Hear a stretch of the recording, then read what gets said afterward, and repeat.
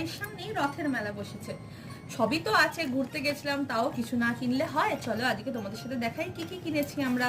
প্রথমেই তো এই দুটো ক্লিপ কিনে নিয়েছি, গরমকাল মানে মেয়েদের জন্য কাটা ক্লিপ মাস্ট, চুল তুলে রাখার জন্য। আর এখানে একটা কিনেছি, এই যে একটা ব্রেসলেট, কি বলছে নজর কাটি না কি এটা, তো সেই টাইপের একটা ব্রেসলেট আছে। তার সাথে এখানে একটা না সরি দুখানা কানের দুল আছে, দুজোড়া। এই যে এটা হচ্ছে বাটারফ্লাই শেপের, দেখতে পাচ্ছ নিশ্চয়ই। এই একটা রেডের মধ্যে আছে, রেড আর গোল্ডেনেতে।